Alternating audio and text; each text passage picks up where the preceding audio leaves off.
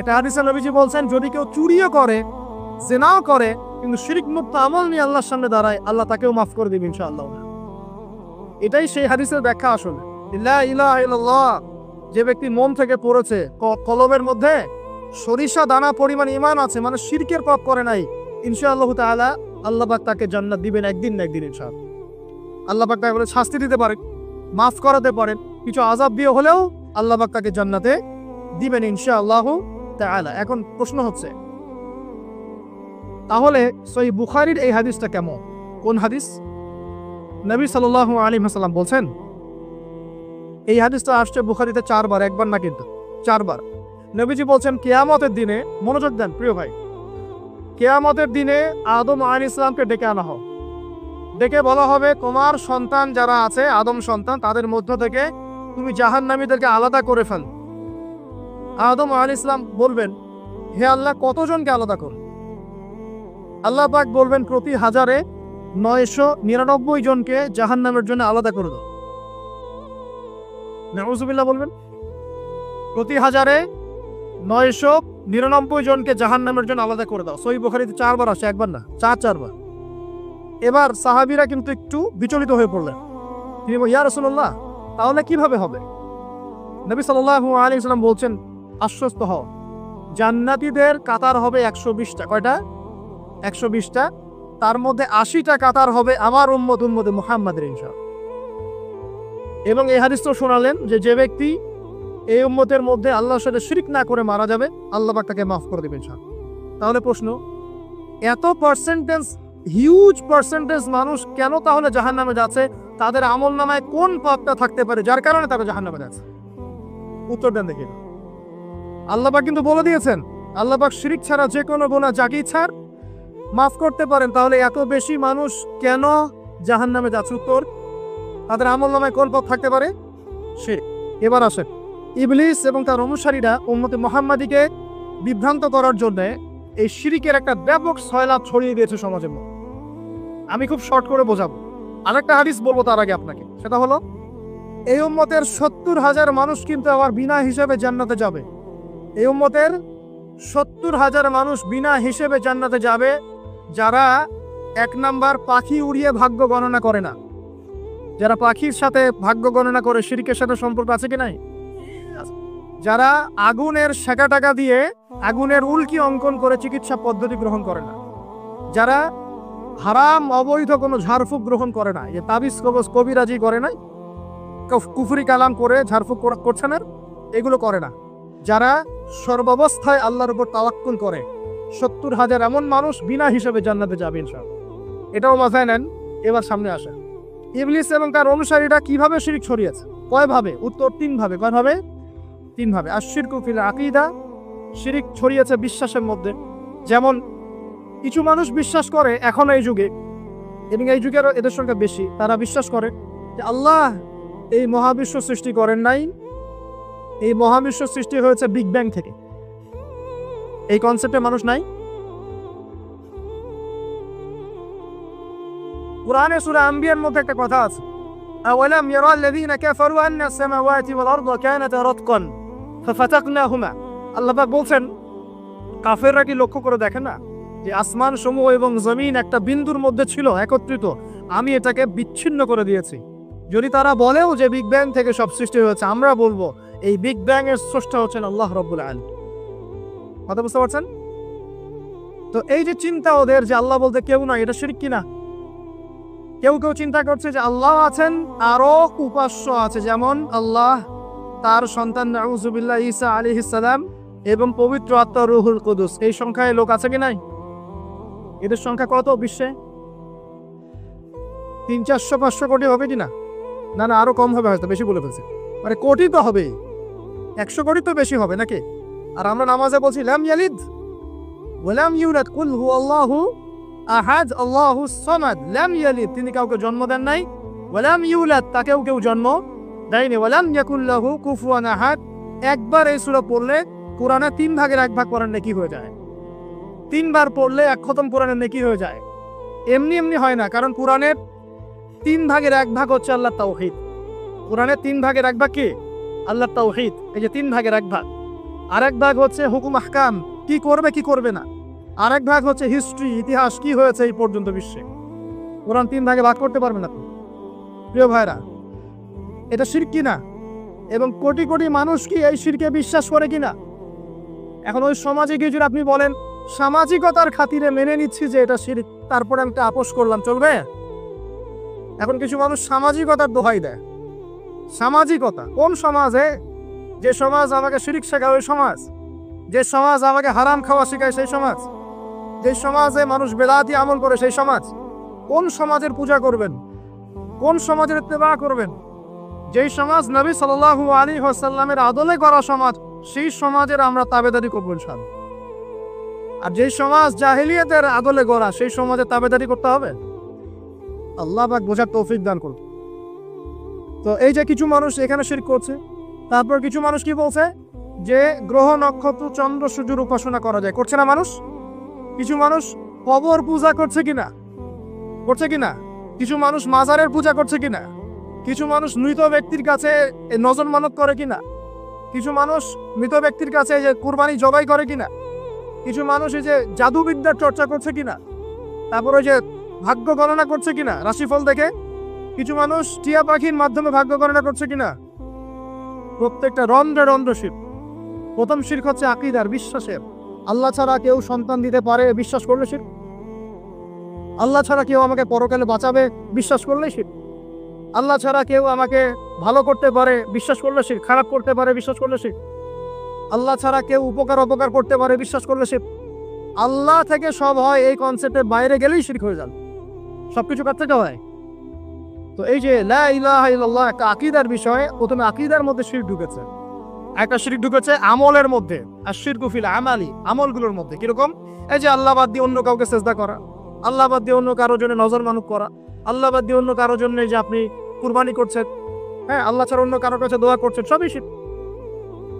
এই যে আপনি হাতের মধ্যে একটা বালা পরে আছে, বালাটা খুলতে বললে খোলেন না, কেন খোলেন না? আপনার ধারণা এটা খুলে ফেললে আপনার ক্ষতি হবে, রোগ আর ভালো হবে না। এই যে আকীদা, শিরকি আকীদা, শিরকি আকীদা, টাটকা শিরকি আকীদা। যদি মনে করেন যে এটা খুললে, এই যে আংটি একটা পরেছেন মনে করেন, এই নিয়াতে পরে থাকেন যে এই আংটি পরার পরে আমার রোগ ভালো হবে, টাটকা শিরক এটা। এমনি যদি পরেন সৌন্দর্য বর্ধনের জন্য পরেছি, কোনো সমস্যা নেই, ইন্নামাল আমালু বিন্নিয়াত। কিন্তু যদি এই নিয়াতে পরেন এই আংটিটা পরলে আমার রোগটা ভালো হবে, খুললে আর রোগ ভালো হবে না, ব্যাস শিরক হয়ে গেছে। তারপরে বিয়ে হচ্ছে না, তাবিজ করতেছে, তাবিজ করলে বিয়ে হবে, শিরক হয়ে গেল। আবার একজন একজনকে ভালোবাসে, অবৈধ ভালোবাসা, বৈধটা না অবৈধটা।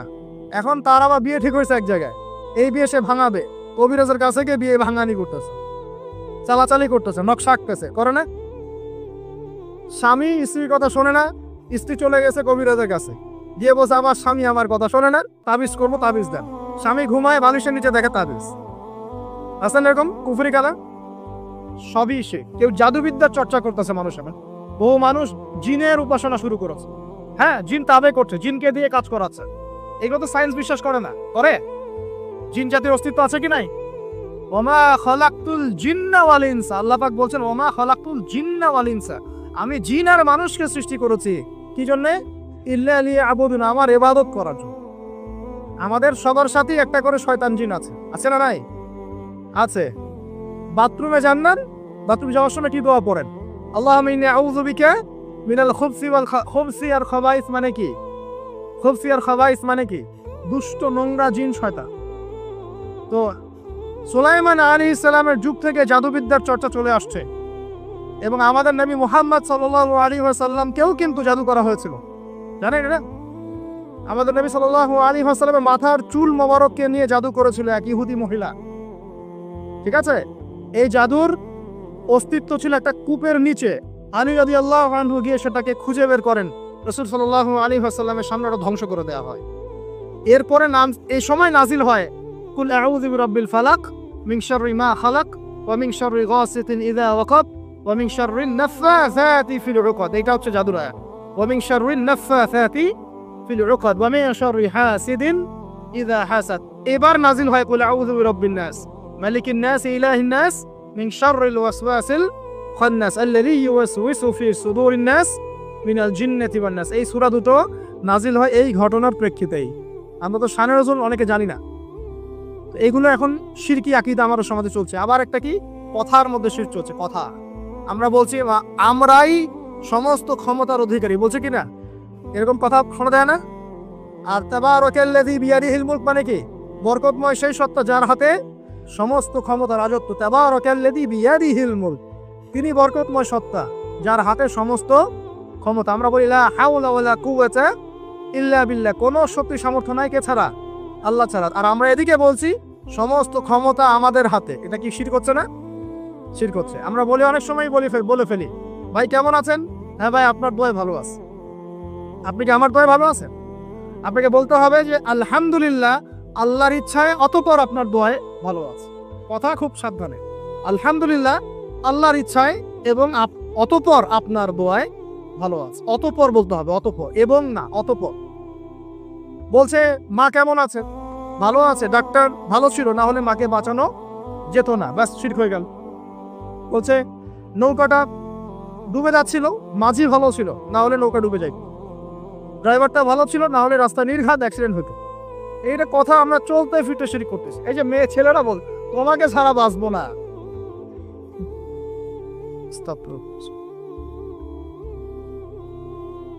বাঁচিয়েন না, বেঁচে থাকে কি হবে আপনার? যদি একটা মেয়ের জন্য জীবন দিয়ে দেন, তাহলে আল্লাহর জমিনে আপনি আল্লাহর জন্য কি করবেন? এই যে অনেক গানও আছে, দেখবেন অনেক গানের লিরিক্স গুলো, ম্যাক্সিমাম গানের লিরিক্সের মধ্যে দেখবেন শিরকি কথা আছে, খেয়াল করে দেখবেন। তো এই কথায় তিনটা ক্ষেত্র বললাম, কথায়, কাজে এবং চিন্তায়। এই তিনটা ক্ষেত্রে মুসলিম সমাজের মধ্যে এখন শিরক বিরাজ করছে। এটা আমাদের উম্মতের সবচেয়ে বড় সমস্যা এখন। আল্লাহ পাক আমাদের সবাইকে শিরক মুক্ত আমল করা তৌফিক এনায়েত করুন। সকলে বলে আমিন। তাহলে কি করতে হবে? আমি কয়েকটা বই পড়ার পরামর্শ দিচ্ছি। কিতাবুত তাওহীদ একটা বই আছে, শিরক সম্পর্কে অনেক বিস্তারিত আলোচনা করা আছে, এটা পড়তে পারেন। তারপরে কোরআন সুন্নাহর আলোকে ইসলামী আকীদা একটা বই আছে, এটা পড়তে পারেন। আকীদা তাহাওয়িয়াটা পড়তে পারেন। আর শিরক সম্পর্কে আরো অনেক বইপত্র বাজারে বের হয়েছে, শিরক কি ও কেন ইত্যাদি টাইপের। এগুলো পড়লে আপনি শিরকের ধারণা পাবেন ইনশাআল্লাহ তাআলা। আল্লাহ পাক আমাদের সবাইকে শিরক মুক্ত আমল করা তৌফিক এনায়েত করুন। সকলেই বলি আমিন। আর একটা কথা বলি শিরক সম্পর্কে, সেটা হলো আধুনিক সময়ে কিন্তু নতুন একটা শিরক চালু হয়েছে, এটা শুনে রাখেন। সেটা কি? আল্লাহর যত হালাল আছে এগুলোকে মানুষ হারাম করছে দিন দিন, আর আল্লাহ পাকের হারামগুলোকে হালাল করছে দিন দিন।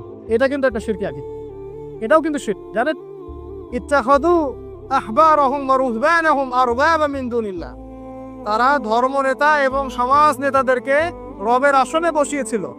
এখন আলী ইবনে হাতেম তিনি বলছেন রাদিয়াল্লাহু আনহু, আমরা তো আমাদের ধর্মনেতা বা সামাজিক নেতাদের তো পূজা করি না। তখন নবী সাল্লাল্লাহু আলাইহি ওয়াসাল্লাম বলছেন, তারা কি আল্লাহর হালালকে হারাম করে দেয় না? তোমরা কি তা মেনে নাও না? আবার তারা কি আল্লাহর হারামকে হালাল করে ফেলে না? তোমরা কি তা মেনে নাও না?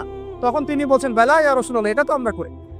তখন নবী সাল্লাল্লাহু আলাইহি ওয়াসাল্লাম বলছেন, তিলকা ইবাদাতুহুম, এটাই তো ওদের ইবাদত করা।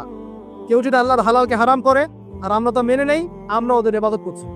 কেউ যদি আল্লাহর হারামকে হালাল করে নেয়, হালালকে হারাম করে নেয়, আমরা তার কথা মেনে নেই, তাহলে আমরা তার ইবাদত করছি।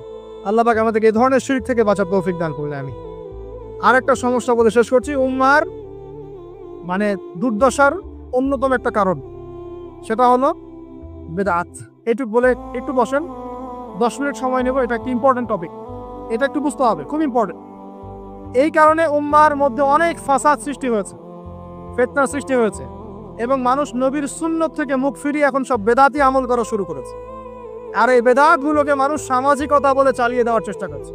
খুব খেয়াল রাখবে, নবী সাল্লাল্লাহু আলাইহি ওয়াসাল্লামের সুন্নাহ মানে আল্লাহ পাক কোরআন নাজিল করেছেন, তার রাসূলের হাদিস আছে আমাদের সামনে। কোরআন এবং হাদিস, নবী যেভাবে আমল করেছে আমরা সেভাবে আমল করি, এর নাম সুন্নাহ। সাহাবায়ে কেরাম রাদিয়াল্লাহু আনহুম যেভাবে করেছেন আমরা সেটা করি, এর নাম সুন্নাহ। মানে নবী সাল্লাল্লাহু আলাইহি ওয়াসাল্লাম বলছেন, মাই ইয়াইশ মিনকুম বাদি, তোমাদের মধ্যে আমার পরে যারা বেঁচে থাকবে, ফাসায়ারা ইখতিলাফান কাসীরা, তোমাদের মধ্যে যারা বেঁচে থাকবে আমার পর তারা দেখবে অনেক ইখতিলাফ চলছে সমাজের মধ্যে।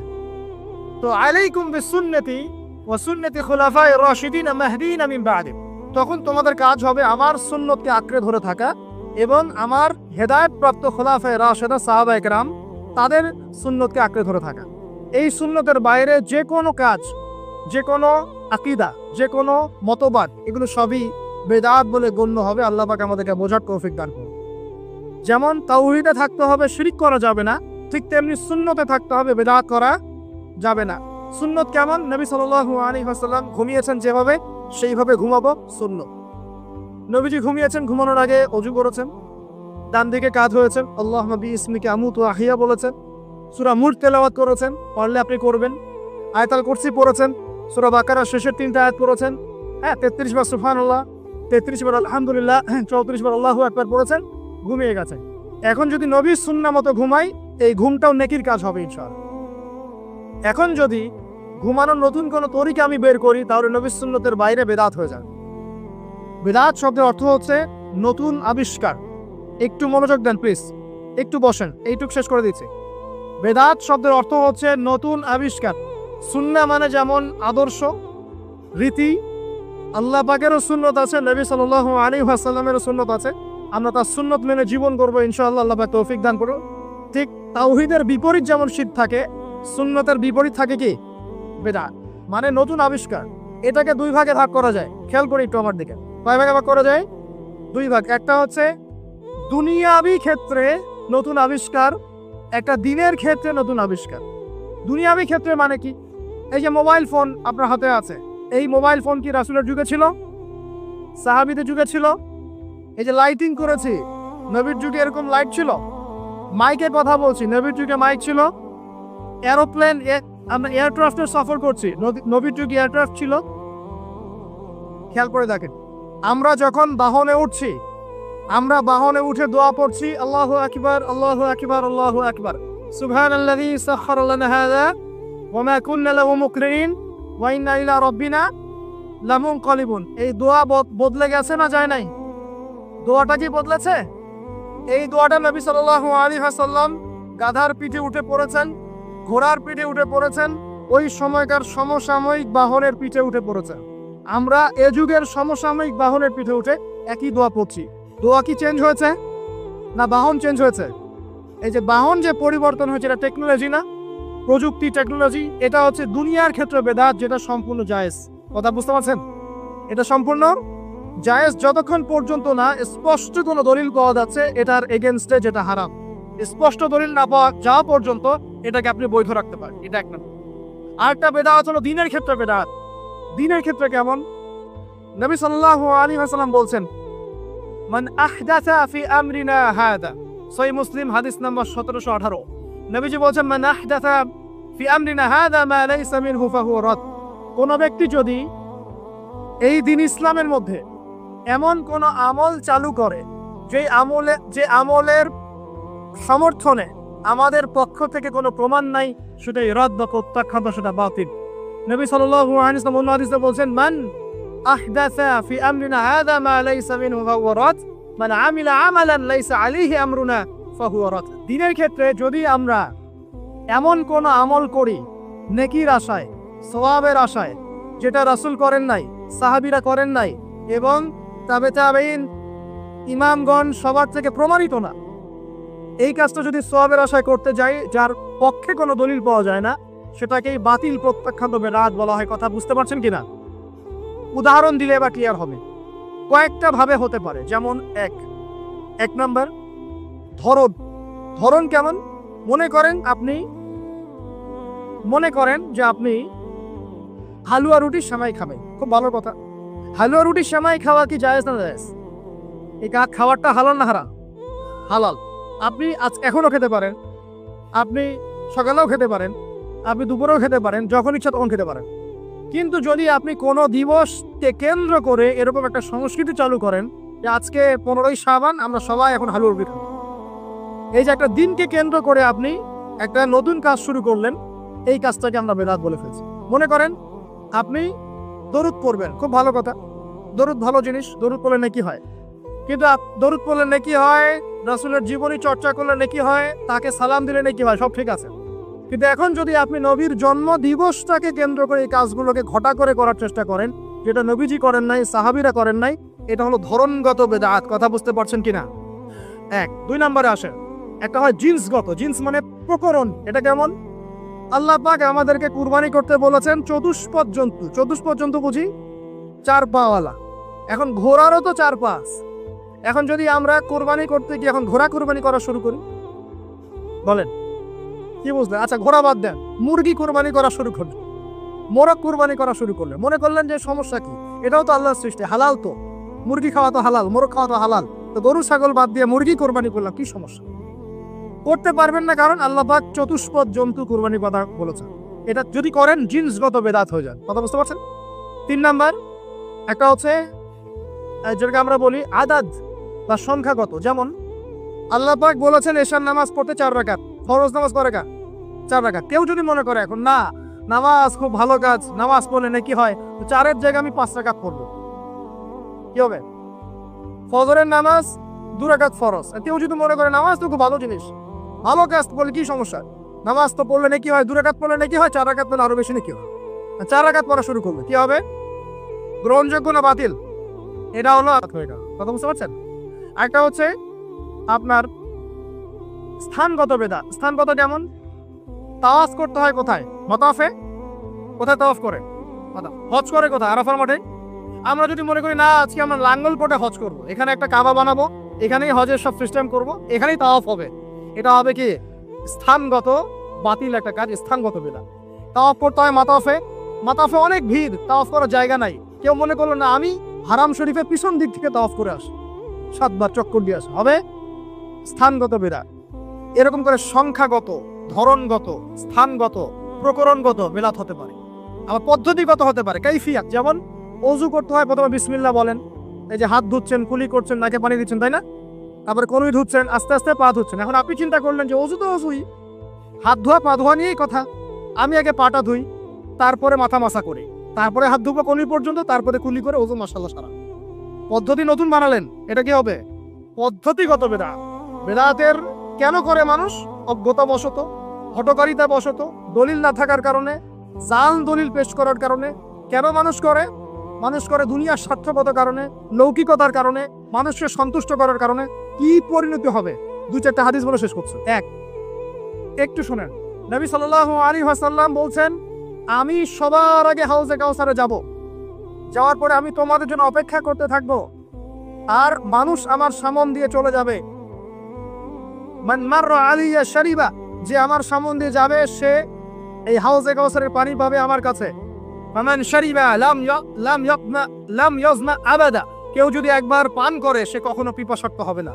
হাউজে কাউসারের পানি হবে মধুর চেয়ে মিষ্টি, দুধের চেয়ে সাদা, একবার পান করলে আর কখনো পিপাসার্ত হবে না। এবার নবী সাল্লাল্লাহু আলাইহি ওয়াসাল্লাম বলছেন, খেয়াল করেন, নবীজি বলছেন, সুম্মা ইউহালু বাইনি ওয়া বাইনাকুম, এরপর আমার এবং তাদের মাঝখানে হঠাৎ একটা পর্দা পড়ে যায়।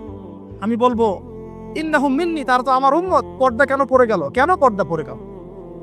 নবী সাল্লাল্লাহু আলাইহি ওয়াসাল্লামকে বলা হবে, ইন্নাকা লা তাদরি, ইন্নাকা লা তাদরি, হে নবী আপনি জানেন না, মা আহদাসু বা'দাক, তারা আপনার ইন্তেকালের পরে দিনের মধ্যে কত নতুন নতুন বেদাত, আমল এবং আকীদা চালু করেছিল, আপনি জানেন না। নবীজি তখন বলবেন, সুখান সুখান, দূর হয়ে যাও, দূর হয়ে যাও, লিমান গায়্যারা বা'দি, যারা আমার পরে দিনকে পরিবর্তন করেছো তারা এখান থেকে দূর হয়ে যাও। অন্য হাদিসে আসছে, নবী সাল্লাল্লাহু আলাইহি ওয়াসাল্লাম বলেছেন, মান আহদাসা হাদাসান, কেউ যদি কোনো বেদাত করে, ওয়া আওয়া মুহদিসান, এবং বেদাতিকে সম্মান করে আশ্রয় দেয়, সে যেন ইসলাম ধ্বংস করার কাজে সাহায্য করবে। এক হাদিসে বলছেন, ফাআলাইহি লানাতুল্লাহি ওয়া মালাইকাতিহি ওয়ান নাসি আজমাইন, কেউ যদি বেদাত করে, বেদাতিকে আশ্রয় দেয়, তাকে সম্মান করে, তার উপরে আল্লাহ এবং তার ফেরেশতা এবং পুরো মানব জাতির লানত অভিশাপ আছে। আর হাদিসে নবীজি বলছেন, 3 জন ব্যক্তি আসছে তার আমল দেখতে, আমল দেখে একজন বলছে, নবীজির আমল তো কম মনে হচ্ছে, নবীজির আমল দেখলে আমাদের চলবে না। قد غفر له ما تقدم من ذنبه وما تأخر, নবীজির আগের পরের সব গুনাহ মাফ, তার আমল দেখলে আমাদের চলবে না। ফাইন্নাহুম তাকাল্লুহা, আমলকে তার অল্প মনে করলো। একজন বলছে, আম্মা আনা, আমি উসাল্লি লাইলান আবাদা, আমি সারা রাত নামাজ করব, আমি ঘুমাবো না। আরেকজন বলছে, আনা আসুমুদ দাহরা ওয়ালা উফতির, আমি বছরের প্রত্যেকদিন রোজা রাখবো, কোনোদিন রোজা ভাঙবো না। আরেকজন বলছে, আনা আ'তাজিলুন নিসা, আমি মহিলাদেরকে ত্যাগ করলাম, ওয়ালা আতাজাওয়াজু আবাদান, আমি কোনোদিন বিবাহ শাদী করব। এবার নবী সাল্লাল্লাহু আলাইহি ওয়াসাল্লাম এসে বলছেন, আনতুম কুলতুম কাযা ওয়া কাযা, তোমরা কি এরকম এরকম কথা বলছিলে? ওয়াল্লাহি আমি আল্লাহর কসম করে বলছি, ওয়া ইন্নী লা আখশাকুম লিল্লাহি ওয়া আতকাকুম বে, আমি তোমাদের চাইতে বেশি আল্লাহকে ভয় করি এবং আমি তোমাদের মধ্যে বেশি মুত্তাকি মানুষ। তোমাদের মধ্যে সবচেয়ে মুত্তাকি আমি এবং আমি সবচেয়ে বেশি আল্লাহকে ভয় করি। কিন্তু আনা উসাল্লি ওয়া আরকুদ, আমি নামাজ পড়ি আবার ঘুমাই, রাতে আমি নামাজও পড়ি কিছু অংশ ঘুমাই। আনা আসুম ওয়া আফতির, আমি সিয়ামও রাখি আবার ছেড়েও দিই, রোজাও রাখি ছেড়েও দিই, তা না আমি সারা বছর রোজা রাখি না। আনা আতাজাওয়াজু নিসা, আমি যে বিয়ে শাদী করেছি, আমার স্ত্রীরা আছে, আমার একাধিক স্ত্রী আছে। ফামান, শোনেন, ফামান রাদিবা আন সুন্নতি, নবীজি বলছেন কেউ যদি আমার এই সুন্নত থেকে মুখ ফিরিয়ে নেয়, ফামান রাদিবা আন সুন্নতি, কেউ যদি আমার সুন্নত থেকে মুখ ফিরায়, মানে বিদআতি আমল চালু করে, তাহলে কি ফামান রাদিবা আন সুন্নতি ফালাইসা মিন্নি, সে আমার উম্মতের অন্তর্ভুক্ত না। এই হাদিস যথেষ্ট। নবীর সুন্নত যখন যেটা যেভাবে পাবেন সেইভাবে আমল করবেন, এর বাইরে কোনো তরিকা ফলো করতে গেলে কি হবে? সুন্নাহর খেলাফ বেদাত হবে। বেদাত পড়লে আমল ধ্বংস হয়ে যায়, আল্লাহ পাকের লানত পেতে হয়, ফেরেশতারা অভিশাপ করেন, পুরো মানব জাতি অভিশাপ করে। এবং যে ব্যক্তি শুধু বেদাত করে না, বেদাতিকে আশ্রয় দেয়, তাকে নবী সাল্লাল্লাহু আলাইহি ওয়াসাল্লাম বলছেন সে যেন ইসলাম ধ্বংস করার কাজে সাহায্য করলো। আর দুটো মারাত্মক কথা হচ্ছে এই, ইমাম ইবনে তাইমিয়া তিনি বলছেন যে আল বেদাআতু আহাব্বু ইলা ইবলিস মিনাল মাসিয়া, এই বেদাতগুলো ইবলিসের কাছে পাপের চাইতে বেশি পছন্দের মিষ্টি। কারণ একজন পাপী মানুষ তওবা করার ফুরসত পায়, সে মনে করে যে আমি চুরি করছি, জিনা করছি, খারাপ কাজ করছি, এটা পাপ হচ্ছে, সে তওবা করার সুযোগ পেতে পারে। কিন্তু একজন বেদাতি মানুষ সে মনে করে আমি ভালো কাজই তো করছি, আমি কেন তওবা করব? তাই মৃত্যুর আগ পর্যন্ত তো তওবা করার ফুরসত হয় না। এটা খুব খারাপ। সে যদি বেদাতি আমল করে, সে প্রমাণ করতে চাচ্ছে যে সে রাসূল সাল্লাল্লাহু আলাইহি ওয়াসাল্লামকে বলতে চাচ্ছে যে আল্লাহর রাসূল দিনকে পরিপূর্ণ করেন নাই, আমি তার চেয়ে দিন বেশি বুঝি, এবং রাসূল সাল্লাল্লাহু আলাইহি ওয়াসাল্লাম দিনের আমানতদারিতার সাথে খেয়ানত করেছেন। নাউযু বিল্লাহি মিন যালিক। আল্লাহ রাব্বুল আলামিন আমাদের সবাইকে বিদআত মুক্ত সুন্নতে আমল করার তৌফিক দান করুন এবং শিরক মুক্ত তাওহীদের উপর থাকার তৌফিক এনায়েত করুন।